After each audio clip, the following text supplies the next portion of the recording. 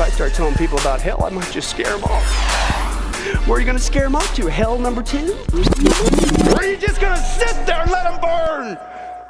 I know you have another story about the soldiers that fought a giant.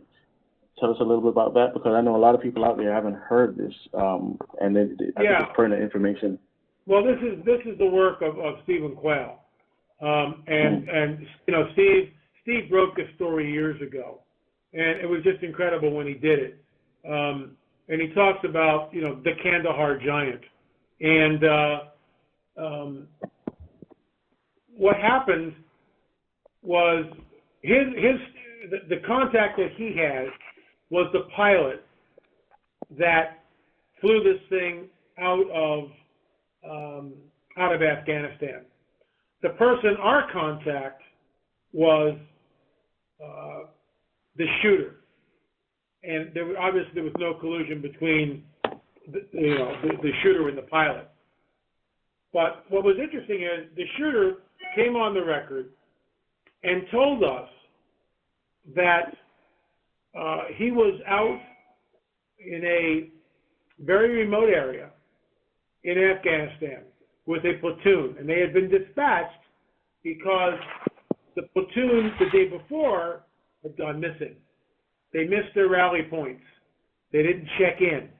And so these guys were dispatched 24 hours later.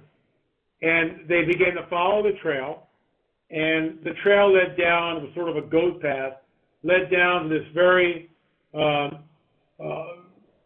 ledge on the side of a mountain, thousands of feet up above the valley floor below. And above this ledge, which was fairly wide, 30, 40 feet wide maybe, was a cave. And as this patrol is looking around, the shooter noticed bone, and in the distance he saw what appeared to be parts of a radio. And so everyone was on alert. Before anyone could do anything, out of the mouth of the cave came a nightmare. Flaming red hair, 6 fingers, 6 toes. It had a very large spear. It was over 12 feet tall, according to the shooter. Absolutely humongous. And this one guy, Dan, broke out. I mean, everyone was frozen in retraction, frankly, who wouldn't be?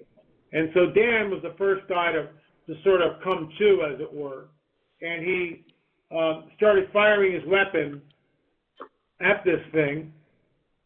And before anyone could do anything, a giant moved with such speed and agility that took the spear and impaled Dan and hoisted him up into the air. And he was coming after more. Someone yelled, "Shoot him in the face, shoot him in the face."